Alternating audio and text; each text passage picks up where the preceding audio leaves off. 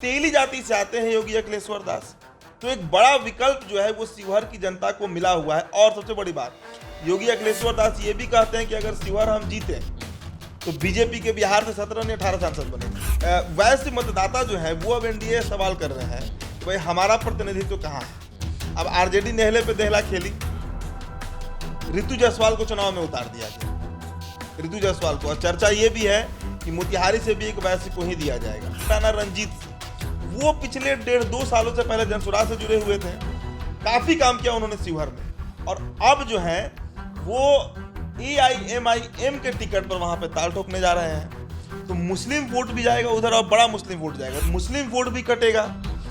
वैसे वोट अगर योगी काट ले रहे हैं तो किसी भी स्थिति में ना ऋतु जायसवाल जीतने जा रही हैं और ना ही तो आनंद मोहन जीतने जा रहे हैं। ये रण बड़ा टफ है। शिवहर की लड़ाई बेहद खतरनाक लड़ाई है। महाराजगंज से एनडीए ने एक राजपूत को टिकट दे दिया, जनार्दन सिंह सिग्रीवाल। छपरा से राजीव प्रताप रूडी को दे दिया है। मोतिहारी से राधा मोहन सिंह को दे दिया है। पश्चिमी चंपारण से संजय जायसवाल को दिया गया है। तो 3 राजपूत एक बनी। देखिए, इस बार हो सकता है कि योगी अखिलेश्वर दास आए हैं, कम उम्र के युवा हैं, जिस तरह योगी आदित्यनाथ गोरखपुर में फतह किए हैं, 5 बार सांसद बने। हो सकता है कि बिहार में भी एक योगी खड़ा हो जाए। वही गुणागण शिवहर में भी है। तो लवली आनंद तो सबसे कमजोर प्रत्याशी मेरे नजर में है, वहां पर सबसे कमजोर। ऋतु जायसवाल को हो सकता है उनसे अधिक वोट आ जाए, लेकिन जीत हार का डिसीजन जो है वो योगी अखिलेश्वर दास ही करेंगे साथ में, जान लीजिए। और थोड़ा मोड़ा उसमें रोल जो है वो राणा रंजीत सिंह भी निभाएंगे। दोस्तों, बिहार के सबसे छोटे जिले शिव की नगरी शिवहर में लड़ाई बड़ी है।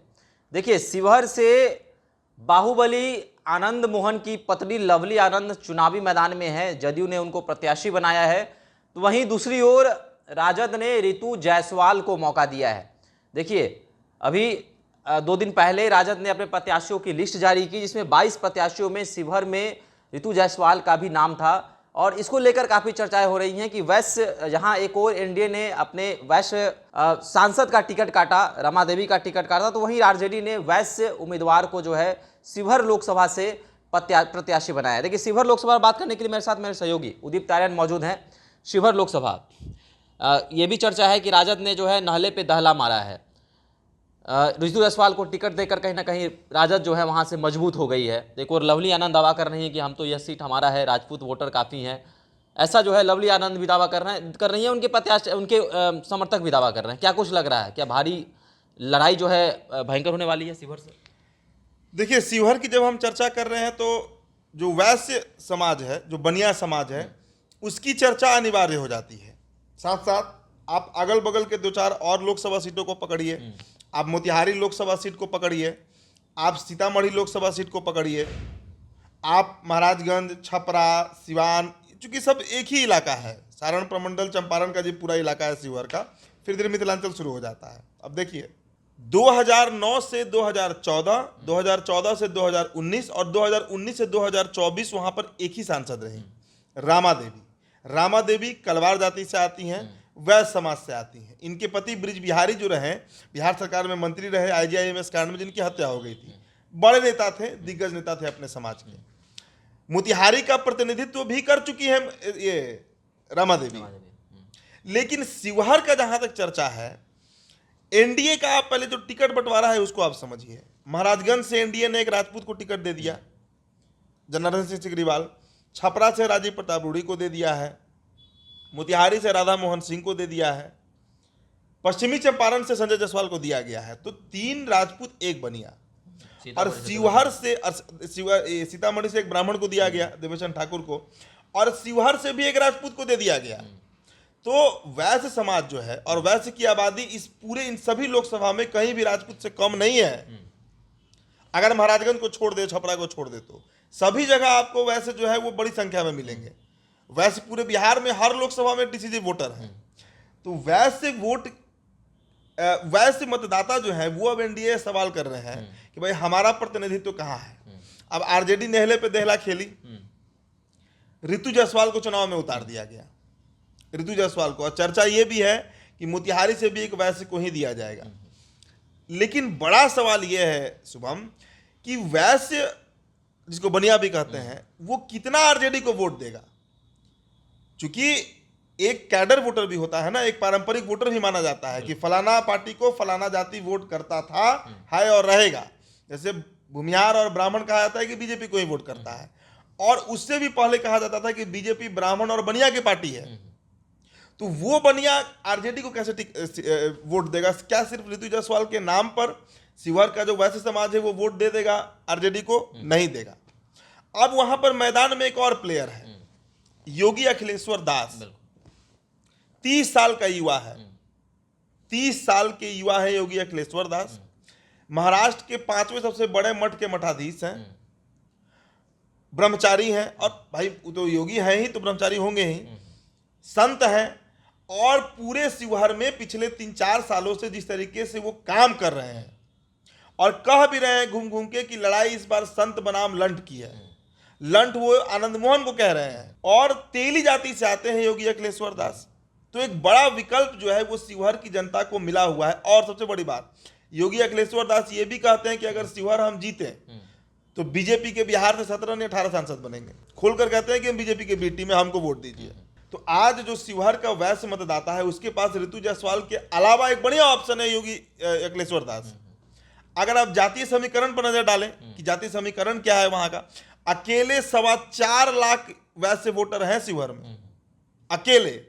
राजपूत वोटर करीब वहां पर 2-2.5 लाख के आसपास हैं, मुस्लिम वोटर वहां पर करीब 2.5 से 3 लाख के बीच में है। तो ये 3 जातियां ही तय करती हैं कि कौन हारेगा कौन जीतेगा। अब देखिए राजपूत वोट तो लग रहा है जिस तरह का माहौल बना है 3/4 राजपूत वोट आनंद मोहन को मिल जाएगा, लेकिन उसे जीत तय नहीं होगा। मुस्लिम के लिए एक और प्रत्याशी मैदान में है, राणा रणजीत सिंह। अब आप पूछिएगा राणा रणजीत सिंह कौन है? 2004 में शिवहर से ही सांसद बने थे सीताराम सिंह। अगर आप मोतिहारी से जाइएगा ना मधुबन शिवहर लोकसभा, तो बीच में एक द्वार आता है जहां लिखा रहता है सीताराम सिंह द्वार। वो सीताराम सिंह वहां के रॉबिन हुड थे। उनके बेटे जो हैं राणा रणधीर सिंह, बड़े वाले बेटे जो हैं वो बीजेपी से मधुबन से विधायक हैं, और जो उनके छोटे वाले बेटे हैं राणा रणजीत सिंह, वो पिछले 1.5-2 सालों से पहले जनसुराज से जुड़े हुए थे। काफी काम किया उन्होंने शिवहर में, और अब जो है वो AIMIM के टिकट पर वहां पे ताल ठोकने जा रहे हैं। तो मुस्लिम वोट भी जाएगा उधर, और बड़ा मुस्लिम वोट जाएगा। देखिए हमने कल ही वीडियो किया था, अब परसों किया था माफ कीजिएगा, कि 3% वाले मल्लाहों को 3 सीट, 5% वाले कुर्मियों को 6 सीट, और 14% वाले यादवों को 8 सीट, लेकिन 17% वाले मुसलमान को 2 सीट आरजेडी दी है, और मुसलमान इस बार इसका बदला लेंगे। शिवहर में, आप शिवहर का एक विधानसभा है ढाका, सिर्फ ढाका में 1.5 लाख मुस्लिम वोटर हैं। ढाका हम कई बार गए हैं, अब जाइएगा तो आपको लगेगा वो एक दूसरा ही देश है, वो पाकिस्तान वाला फीलिंग आता है वहां पर। हम पॉजिटिव सेंस में बोल रहे हैं।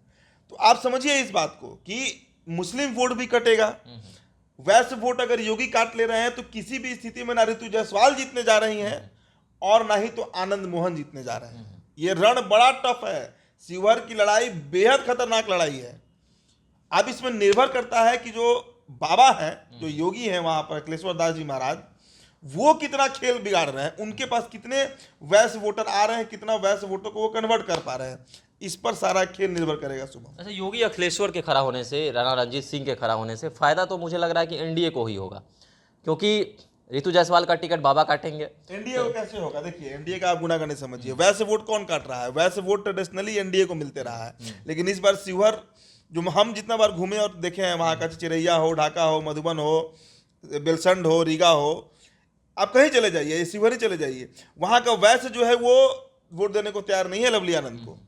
वहाँ का वैश्य जो है वो वोट देने को तैयार नहीं है आरजेडी के प्रत्याशी को। हालांकि अब ऋतु जायसवाल आई है तो कुछ तो कन्वर्जन होगा, साफ इनकार नहीं किया जा सकता है, लेकिन बड़ा कन्वर्जन नहीं होगा।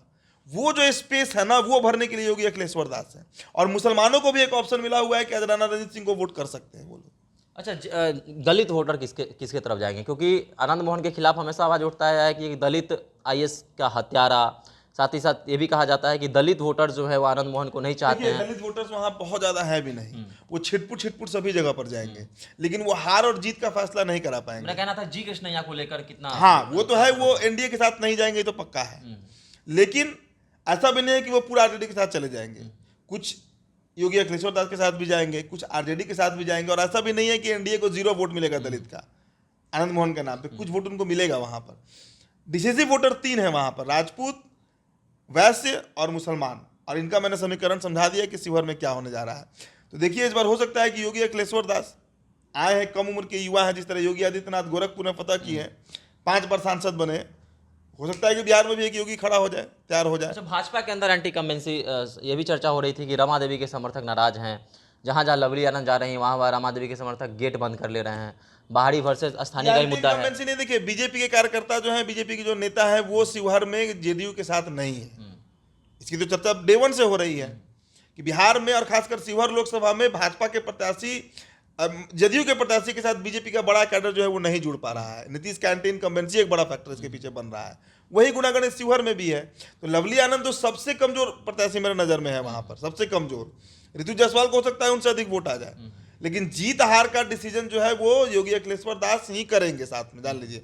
और थोड़ा मोड़ा उसमें रोल जो है वो राणा रणजीत सिंह भी निभाएंगे। दोस्तों देखिए, शिवहर की लड़ाई जो है काफ़ी दिलचस्प होने वाली है। एक तरफ रिटायर्ड आईएएस की पत्नी ऋतु जायसवाल हैं, तो एक तरफ ऐसी आवाज़ें भी उठती हैं कि आईएएस का हत्यारा आनंद मोहन की पत्नी लवली आनंद जो हैं वह चुनावी मैदान में है। तो एक तरफ योगी अखिलेश्वर दास हैं, तो दूसरी तरफ जो है राणा रणजीत सिंह भी मैदान में है। तो किसको फायदा होगा आपकी नज़र में? शिवहर में त्रिकोणीय मुकाबला नहीं कह सकते हैं, अब चारकोणीय मुकाबला होने जा रहा है और हर उम्मीदवार की चर्चा है, हर उम्मीदवार अपने अपने तरह से तैयारियों में जुटा है। तो आपके अनुसार शिवहर का ताज किसके सर बैठेगा, किसके सर जो है यह ताज जाएगा? आप हमारे साथ कमेंट सेक्शन में साझा कर सकते हैं। धन्यवाद।